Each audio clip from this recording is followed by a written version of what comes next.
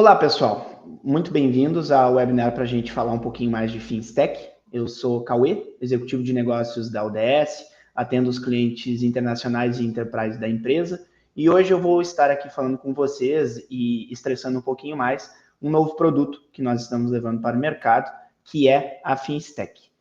O que é a FinTech, pessoal? Para quem está chegando e nunca ouviu falar, e a gente vai evoluir nesse tema ao longo dessa apresentação. A FinTech ela é um software modular, componentizado, e que nós estamos trazendo para o mercado num caráter de buy to own, proprietário. Ele não é um SaaS, ele não é um BaaS, ele não tem taxas de nenhum tipo de operação vinculativa, não tem mensalidades, e é muito possível que uma ou mais das nossas modularizações dos componentes que nós vamos expor para vocês ao longo dessa conversa não tenha necessidade nenhuma de ter evolução ou alguma criação do zero. Nós já temos isso pronto para vocês. Fiquem com a gente e vamos nessa.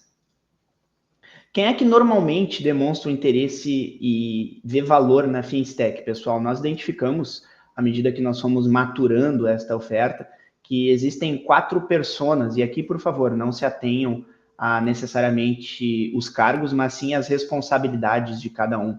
E a gente está falando aqui de C-level financeiro, que busca hoje uma previsibilidade, um menor custo para a operação, um líder executivo, que busca hoje uma escala transacional, seja ela através de usuário ou de faturamento, de maneira que isso reflete numa escala da operação como um todo.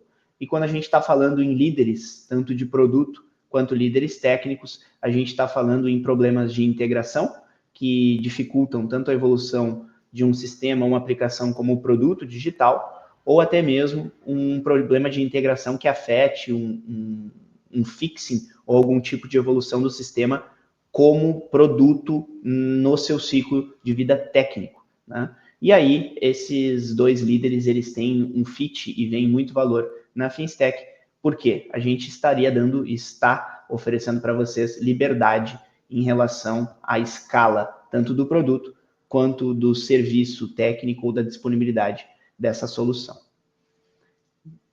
Quando a gente está falando de problemas, pessoal, criados por SaaS e BaaS, que são literalmente os pontos que nós queremos atacar com essa oferta da FinTech, nós temos um paralelo e um paradigma bem difícil de ser entendido quando a gente não se está naquela situação.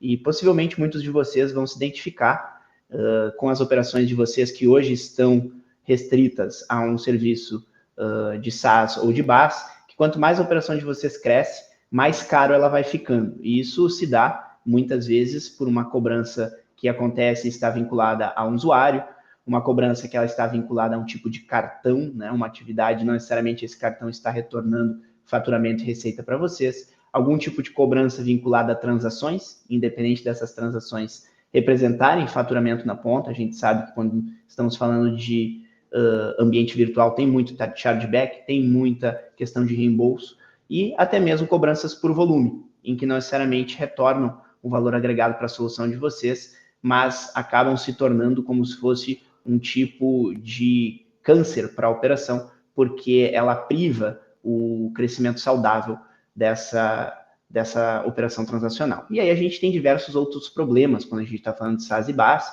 que estão relacionados à falta de controle da jornada. Então, nós temos problemas hoje que vocês não podem se diferenciar no mercado, um go-to-market, algo nesse sentido. Uma dificuldade de integração de novo parceiro, muitas vezes se consegue algum tipo de facilitação, negociação de contrato e não é possível evoluir naquele modelo por questões de integração técnica, restrições nesse sentido, e arquiteturas engessadas, quando a gente está falando de um SaaS ou de BaaS, já vem pronta de fábrica e normalmente o que a gente vê no mercado é que o cliente não tem capacidade e nem poder de alteração dessas arquiteturas. E isso acaba tendo um reflexo direto na operação de vocês e na diferenciação que vocês querem levar para o mercado. Por que isso acontece, né, pessoal? Justamente porque a gente está falando de um SaaS e um BaaS. E quando a gente está falando de componentes de software, muitas vezes já prontos, que são os que nós vamos estressar aqui, eu vou contar com uma participação especial para me ajudar nisso, vocês vão entender que a FinTech ela tem uma proposição totalmente diferente. A partir dessa ideia de componentes de software e de modularização, vocês vão poder escolher os módulos que melhor se adequam à operação e à transação que vocês estão querendo endereçar com esses módulos. A partir disso, a gente consegue identificar o melhor caminho para uma integração rápida desses módulos, e vocês têm também, a partir do momento que existe essa compra e essa propriedade do código, a possibilidade de personalizar isso como vocês quiserem e, principalmente, como a operação necessitar. Ok? E aí, eu vou convidar a nossa querida e ilustríssima Beatriz para participar comigo.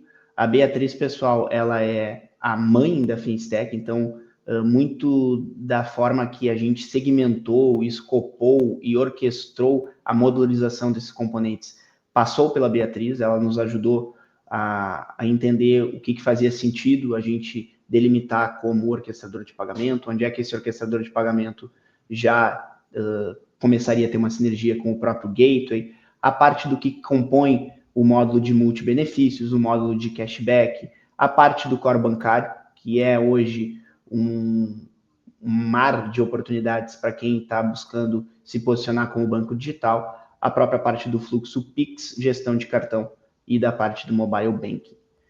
Vocês podem ver que todos esses módulos aqui contam com suas landing pages pessoais, então a gente recomenda bastante que vocês visitem essas landing pages e entendam o que compõe cada um desses módulos com mais detalhes, além do que a Beatriz vai nos ajudar a explorar em conjunto ao longo dessa apresentação. Show? Beatriz, vem aqui com a gente, minha querida, e me passe uma visão técnica e estratégica da arquitetura da Finstack, uma visão de tecnologia pensada para a gente escalar em diversos setores, que nós entendemos que hoje nós temos oportunidades de posicionar a Finstack, e vocês podem imaginar ou não, mas nós não estamos falando única e exclusivamente do setor financeiro, a Bea vai falar um pouquinho disso, e alguns bastidores de case que eu acho que vão ajudar a gente a explorar esses cenários de indústrias que se favorecem e também do que a Finstack é e o que compõe cada um dos módulos. Bem-vinda, Bea. Boa, legal, valeu, Cauê. Até para, antes da gente entrar aqui nos detalhes da solução que a gente está contando um pouquinho mais para vocês, acho que é legal reforçar, né, o porquê a gente está falando aqui. Então, eu particularmente trabalhei com alguns bancos diferentes, a gente construiu bancos desde o zero até resolver uns problemas que alguns clientes tinham. Então, assim, são mais de 10 anos em tecnologia voltada para o contexto financeiro aqui, que vão embasar e ajudaram com que a gente construísse essa aplicação aqui, tá? Então, é legal largar dizendo que tudo que vocês estão vendo aqui é PCI Compliance, que é uma das certificações principais do segmento financeiro, exigido, por exemplo, para IPs, para SCDs e por aí vai. Tá? Além disso, todos os princípios da ISO 27000, que está muito vinculado ao segmento de tecnologia, também estão todos aplicados aqui, toda aquela tabela de anexos que exigem, que são extremamente críticos sob perspectiva técnica de segurança, né, quando a gente olha para LGBT e tudo isso, ok? Então, toda essa aplicação, ela está construída, está pronta e está adequada a essas normativas e a esses selos todos do segmento financeiro. Dito isso, para quem que para quem utiliza todas essas soluções da Finstack. Então, a Finstack vai oferecer uma série de soluções, desde o contexto bancário até o contexto de pagamentos. Então, a gente tem soluções aqui dentro para adquirente, para sub, para e-commerce, para marketplace e até mesmo para as IPs, para SCDs, quando a gente fala do core, ou então de um app mobile bank, enfim, para a parte de pagamento de conta, consulta de extrato e tudo isso. Tá bom? Então, é legal dizer que é uma ferramenta abrangente, está disponível e provavelmente tem alguma solução para apoiar a catapultar a solução dos nossos clientes aí. E aí aqui eu acho que fica um gancho bacana, né, Bea? Porque a gente pode e deve falar, assim, de toda e qualquer empresa que tem no core algum tipo de serviço ou fluxo financeiro envolvido, mas de forma geral, pessoal, pensem fora da caixa que se envolve transação, se envolve pagamentos, tem algum tipo de saldo, em algum tipo de visualização de cliente final de vocês, é sim possível que exista espaço para explorar a Finstack, como até um desbravador, algo que vai possibilitar vocês a trazerem uma parte da operação que hoje não está dentro, que hoje vocês não entendem, mas que vai representar um ganho estratégico para a empresa e uma forma de vocês posicionarem não só o produto, mas os custos relacionados à operação. Boa, legal.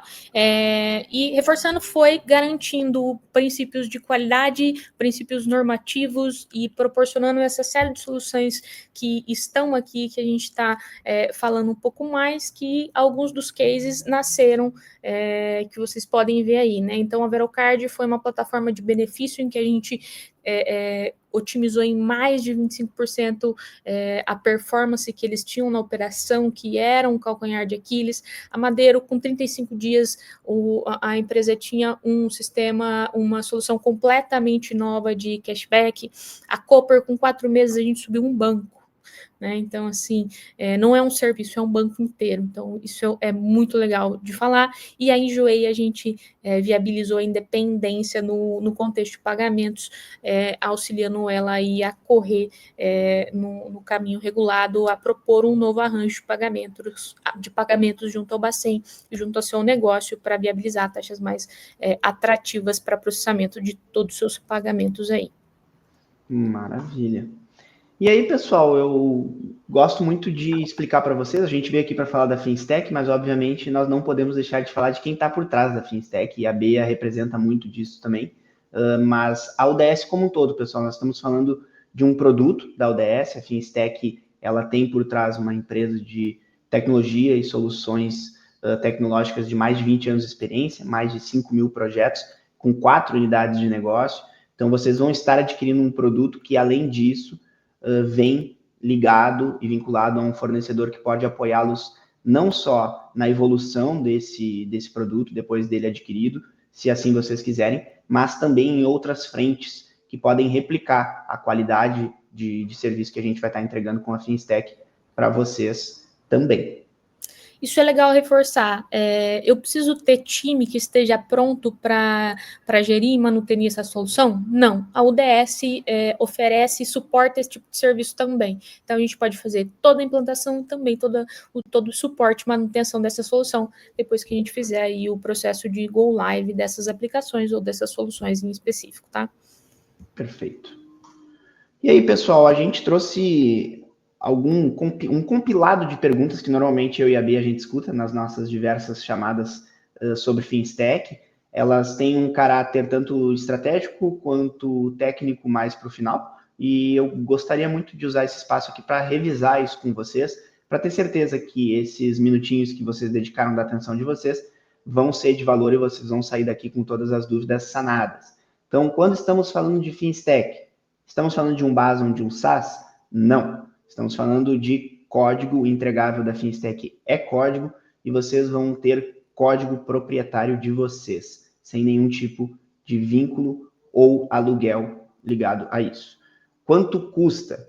Aqui a gente tem um range, pessoal, da Finstech que vai depender muito da composição desses módulos, do que a gente quer endereçar em relação a fluxos transacionais e financeiros, e o que a Bea vai nos ajudar a identificar em um possível refinamento técnico. Mas esse range financeiro ele pode ser desde R$100 e poucos mil, se a gente estiver falando de um módulo pequenininho, um módulo específico, até, como vocês podem imaginar, num cenário de Cooper Bank, 2 milhões e meio, 3 milhões e meio, se nós estamos falando de todo um core bancário, toda uma estrutura de sistema tecnológico que habilite vocês a serem uma instituição de pagamento, um banco, uma SCD, algo mais robusto nessa linha.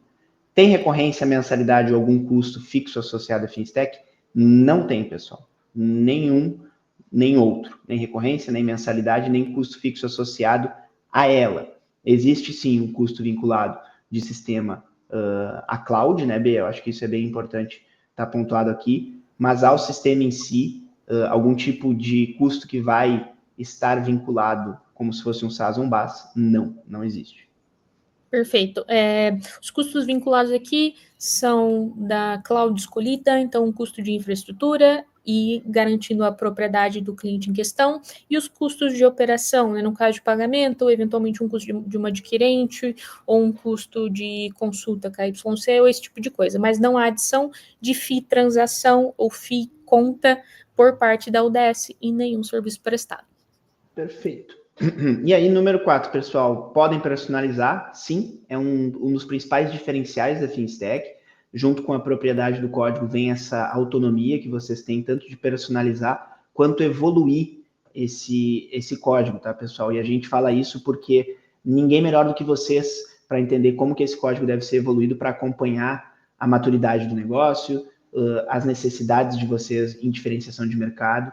Então, aqui está uma das principais fortalezas da FinStack, que é essa personalização e essa capacidade de diferenciação que ela dá para vocês em relação ao restante do mercado. Número 5, e é o que a Bea já adiantou aqui, se eu não tiver uma equipe técnica para sustentar internamente, né? A minha empresa não é, o core dela não é essa parte de transação financeira, eu estou adquirindo um código para diminuir um ROI de uma operação, ou estou querendo fazer algum tipo de internalização de fornecedor, não tem problema, pessoal. A gente gosta muito de passar para vocês que a FinStack tem na sua principal proposta a liberdade, a capacidade de vocês não estarem vinculados a nenhum fornecedor, mas ao mesmo tempo, se vocês quiserem, nós fazemos mais do que questão de nos manter ao lado de vocês e colocar uma equipe que possa trazer principalmente tranquilidade para vocês. De forma geral, não tem uma necessidade latente de sustentação, porque esse código ele está funcional, tem coisas e alguns módulos que a gente tem de 2014 que ainda estão funcionando, né, Bia? Sem nenhum toque, sem nenhum tipo de suporte ou de fixing, mas se vocês quiserem e a operação demandar, vocês têm sim a capacidade, a possibilidade de contar com a gente, mas não há necessidade, ok, pessoal? E aí, 6 e 7, perguntas mais técnicas, para o pessoal mais técnico que está nos acompanhando. O que é preciso de infra para receber a FinStack? A Bea já adiantou que um dos custos associados à FinStack é o próprio custo de nuvem. Então, o que a gente precisa de infra aqui é justamente uma conta em nuvem, né? Algum provedor, né, Bea? A gente pode fazer sim entrega on-premise, é possível, mas a gente tem aí algum tipo de ajuste em relação ao padrão de infra que a gente recomenda, né, Bea, da FinStack, mas seria algo nesse sentido. Quer complementar, Bea? Perfeito, é isso. Existe um padrão de arquitetura que vai ser aplicável, que pode, o mesmo conceito, a mesma estrutura pode ser aplicado em qualquer provedor escolhido, tá? E daí, se eu puder até dar o gancho para a seguinte, Cauê, é o mesmo cenário para o contexto da linguagem utilizada para desenvolvimento e a questão disso ser modularizado ou não. As práticas e a escolha arquitetural de todos os sistemas e os serviços que existem desenvolvidos na FinStack seguem os padrões de mercado e as sugestões das próprias tecnologias e provedores que a gente utiliza, tá bom? Então, é tudo em compliance com normativas e com padrão de mercado aqui. Então, não há problema em manutenção disso de forma alguma. Especificamente, as linguagens de programação utilizadas são C#, React e Flutter daí. Show de bola. E aí, pessoal, como que isso se aplica na operação financeira de vocês, né? É o que a gente convida vocês a fazer, vir trocar um papo mais em detalhe comigo e com a Beatriz, para a gente entender hoje como é que está estruturada essa operação, como é que estão vinculados esses fluxos financeiros e transacionais da operação de vocês, identificarmos onde que a FinStack pode agregar valor de caráter imediato, de forma mais rápida, com um ROI mais acelerado, e também definir um plano até de roadmap e evolução dessa operação a partir do uso desses módulos da FinStack. Por quê? Né? Por que vale a pena agendar essa consultoria, esse papo com a gente? Eu acho que vale muito a pena para vocês entenderem e descobrir quanto que vale essa independência de vocês hoje, quanto que vocês poderiam economizar em software, sendo dono desse software, deixando aquelas taxas que hoje semanalmente ou até mesmo mensalmente consomem de vocês uma grande liquidez, e qual que é o impacto real que a gente pode trazer via FinStack para o produto, né? Para aquela experiência do usuário, para aquela diferenciação do que vocês hoje levam e mostram para o mercado. A gente tem certeza que com a FinStack, a operação e a margem de crescimento de vocês não só voltam a estar no controle de vocês, mas também acaba não tendo limites dentro do que vocês querem imaginar e evoluir no negócio de vocês. Vamos conversar e muito obrigado pela presença de vocês aqui com a gente.